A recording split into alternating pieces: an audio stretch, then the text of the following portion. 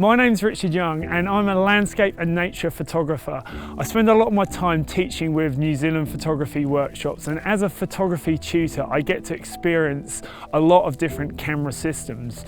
For the last 5 years I've been shooting on one camera, the Nikon D850. And while this is an amazing camera for landscape photography and has offered all I want out of a camera, it has started to get a bit tired and dated. So when the Nikon Z8 came out, I was really excited about this camera and to see what it would offer me as a landscape photographer. So the first thing I want to talk about is the electronic viewfinder. Now, has this affected my shooting experience? Because that was one of the things that I was most reluctant with moving to this camera. The viewfinder offers exceptional quality and is a far development from some of the electronic viewfinders on the early mirrorless cameras. And with all the settings applied and the ability to remove all the information from both the viewfinder and the screen on the back, I feel that I can really concentrate on composing the image and it's not taking anything away from that shooting experience. So the next thing I want to talk about is the tilting LCD display on this camera. When I got my Nikon D850, I didn't think I needed a tilting LCD display, but it's one thing I've actually got to love, being able to put the camera down low and tilt the display.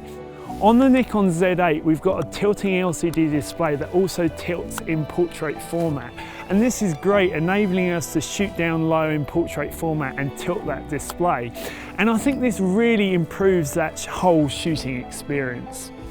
The next thing I want to talk about is the ergonomics of this camera. Now, the way a camera feels in your hand is quite important, and with the Nikon Z7 camera, I always felt it felt a bit too small in my hand, but this Z8 feels more like the D850. It's nice and sizable in my hand, and it's got all the same customizable buttons and dials as the D850, so being able to set all of those to access all the settings I want easily without having to dive into the menus.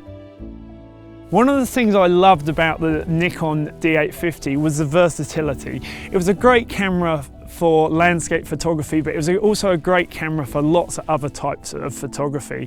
With the Nikon Z8, not only is it an exceptional camera for landscape photography, it also shoots great video and great for wildlife photography. So it's a really versatile camera.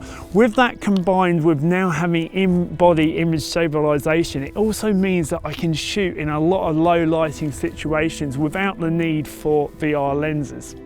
The Z8 camera has an amazing autofocus system that's been taken from the Z9, so it's got all those great tracking features for wildlife photography. And the autofocus system on this is better than the autofocus system on my D850. With some of the early mirrorless cameras and the Z7 camera, I found that autofocus was lacking a little bit. And when I took my Z7 down to Antarctica earlier in the year, I actually found I kept going back to my D850 for using long lens works for tracking wildlife, but the tracking features on this from what I've used on it so far are amazing. So for those times that I want to shoot wildlife or I need really good autofocus, this is going to be a great camera for that. The other thing on the Z8, the live view autofocus has obviously been drastically improved. So we've got even better features with the touchscreen autofocus and all the focus peaking. So this enables us to really refine our focus a lot better when shooting for landscape images. From a landscape point of view, the autofocus system works brilliantly.